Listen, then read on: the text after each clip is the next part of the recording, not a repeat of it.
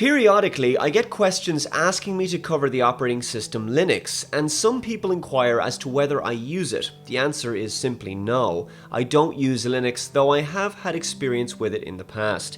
Many years ago, in the early days of my channel, when I had a lot more hair and was still love-struck with OS X, I messed around with Ubuntu 8.10, which I considered to be a solid alternative OS, and that's largely what Linux is. A free, open-source, community-driven system that provides many high-quality features for desktop PCs. In many instances, Linux has been responsible for driving innovation in the development of the user interface over the years, and so Microsoft's Windows and Apple's OS X have sometimes taken their cues from the Linux community. In some other cases, it's been the other way around, of course.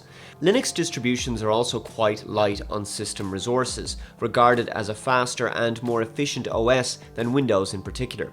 However, that does come at a cost. Linux just wouldn't fit my needs for a variety of reasons. Firstly, Linux is more of a hobbyist OS, designed for the computer tinkerers and enthusiasts out there. My biggest gripe several years ago, which remains to today, was the compatibility issues I encountered. After a clean install, I found that there were still sound card and GPU issues to be resolved. Then I couldn't get the Bluetooth to work. It was all this kind of stuff.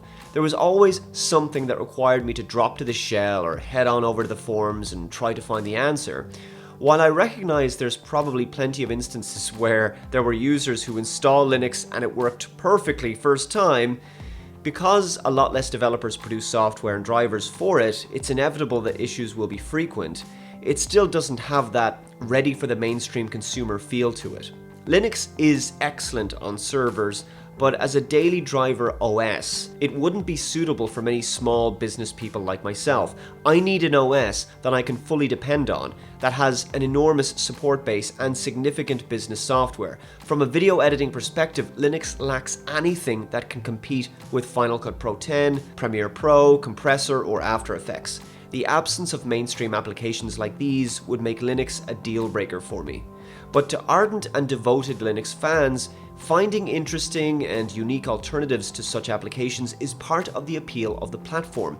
There's a certain kind of fun for them in just discovering a different solution, a new perspective, and going against the grain.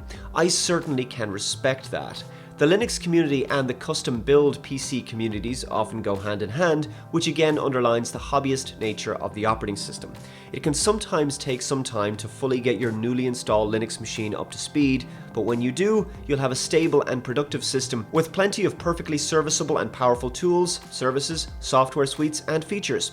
But I would miss the applications I use every day from the heavyweights, and while I recognize that things have improved in recent years and a cursory glance on Steam reveals how the gaming gap has closed somewhat with SteamOS, the gulf remains significant. I simply don't have time to spend troubleshooting any issues that may arise or to make do with graphical or video editing applications of lesser quality than I'm currently used to. But Linux has its loyal user base, and it remains a commendable alternative to the mainstream.